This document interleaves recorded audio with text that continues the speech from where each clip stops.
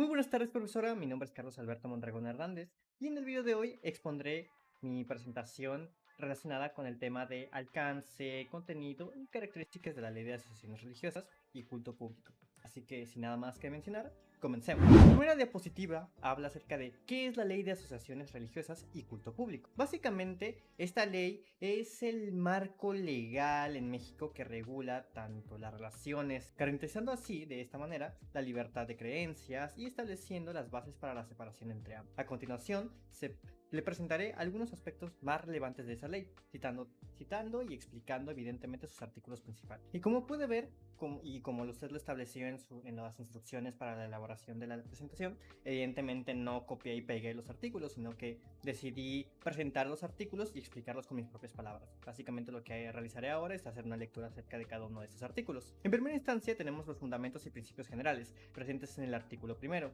Este artículo establece que la ley se basa en el principio histórico de la separación entre la Iglesia y el Estado, básicamente, así como la libertad de creencias religiosas. Esto implica que el Estado no puede, bajo ningún motivo, establecer una religión oficial ni intervenir en asuntos religiosos. De esta manera garantiza así la libertad de culto. El segundo punto habla acerca de la personalidad jurídica de las religiosas, presente en el artículo sexto. Este mismo establece que las iglesias y agrupaciones religiosas adquieren personalidad jurídica como asociaciones religiosas una vez que obtienen su registro constitutivo ante la Secretaría de Gobernación. Esto les permite a su vez actuar legalmente y admitir bienes necesarios para cumplir con sus fines religiosos. El tercer punto habla acerca de los derechos y obligaciones de las asociaciones religiosas, presentes tanto en el artículo 9 como en el 16. Estos mismos, el primero en primera instancia, el artículo 9, establece que los derechos de las asociaciones religiosas, incluyendo la posibilidad de usar exclusivamente para fines religiosos, bienes de propiedad de la nación, conforme a lo que se dicta en el reglamento.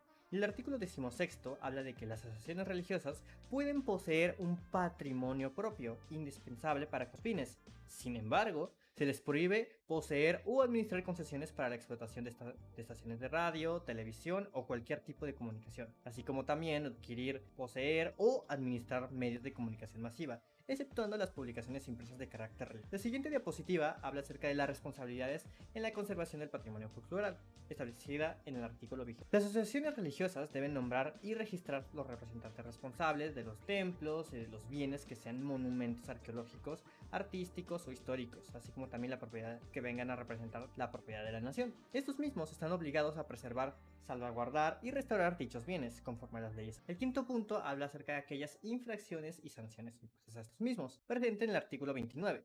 Este mismo artículo se enumeran las distintas infracciones a la ley por parte de las asociaciones religiosas. Son demasiadas, así que decidí englobarlas en las más generales y que considero yo más importantes, como por ejemplo que aspectos en los que sus representantes y los ministros de culto tienen que limitarse o recibirán distintas infracciones o sanciones respectivas. Entre ellas se incluye realizar actos o permitir aquellos que atenten contra la integridad, así como también salvaguardar y promover la preservación de los bienes que componen el patrimonio cultural del país, así como también omitir las acciones necesarias para su preservación. El siguiente punto habla acerca de la separación de la Iglesia y el Estado, establecida en el artículo 130 constitucional, y aunque este no forma parte directa evidentemente de la ley, considero muy importante ya que este artículo constitucional establece el principio de la separación concretamente del Estado y la Iglesia, orientado principalmente en las normas de la ley. En este mismo establece que las iglesias y demás agrupaciones religiosas deben sujetarse evidentemente a la ley y se prohíbe bajo cualquier aspecto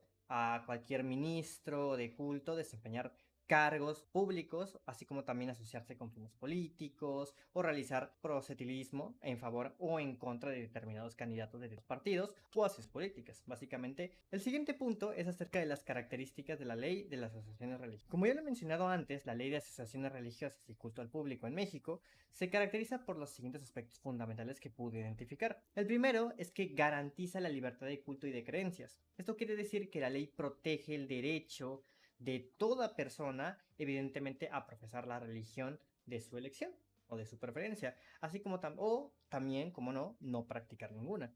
A su vez, establece que el Estado debe ser neutral en asuntos religiosos y garantizar, como no, que ningún individuo sea obligado a adoptar o renunciar a una determinada creencia o religión, concretamente. El segundo punto, la segunda característica, habla acerca de que se prohíbe la discriminación por motivos religiosos. evidentemente, se establece que ninguna persona puede ser objeto de discriminación por sus creencias religiosas. Esto implica que no se pueden restringir derechos ni imponer obligaciones adicionales a los ciudadanos por su determinada afiliación o práctica religiosa. La tercera característica habla de que se prohíbe bajo cualquier circunstancia que se evadan responsabilidades u obligaciones por motivos religiosos. Esto establece que se impide bajo a cualquier persona o grupo que justifique el incumplimiento de sus deberes civiles, fiscales o jurídicos, alegando razones de índole religiosa, básicamente. Esto garantiza que las creencias religiosas no sean utilizadas como un medio para evadir la ley, básicamente. La cuarta característica habla acerca de que establece que las asociaciones religiosas deben registrarse ante la sede de gobernación. Esto dice principalmente para obtener reconocimiento legal. Las asociaciones o agrupaciones religiosas deben inscribirse en el registro de las asociaciones religiosas de la Secretaría de Gobernación. Esto a su vez permite que el Estado supervise sus actividades y así como no, asegure que cumplan con las leyes legales previamente establecidas. La quinta característica establece que las asociaciones religiosas deben cumplir con la Constitución y las leyes que de ella emanan. Es decir, todas las organizaciones religiosas están obligadas evidentemente a respetar la Constitución y el marco jurídico vigente en el país. Así como tal, no pueden actuar en contra del orden público, evidentemente, así como también la seguridad nacional o los derechos de terceros. La sexta característica habla acerca de que se establece que las asociaciones religiosas deben respetar los cultos y las doctrinas ajenas a su religión. Como no, la ley promueve la coexistencia pacífica entre las distintas religiones al exigir que cada agrupación religiosa respete las creencias de los demás, básicamente.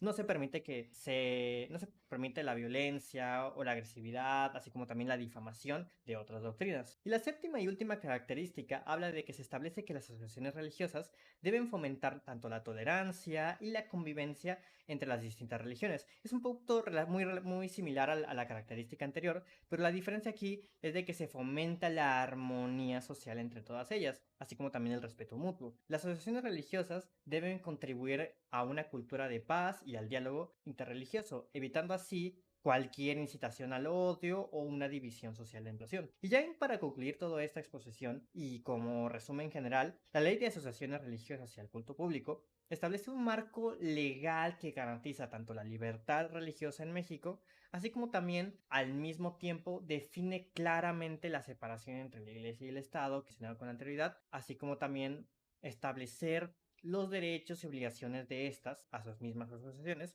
asegurando que sus actividades se realicen dentro de un marco legal ya previamente establecido, así como también respetando el patrimonio cultural del país. Y eso fue todo por mi parte, profesora. Fue todo un gusto haber presentado mi posición. Espero que esta misma haya sido de su agrado. Y sin nada más que agregar, espero que tenga un buen día, tarde o noche respectiva. Nos vemos.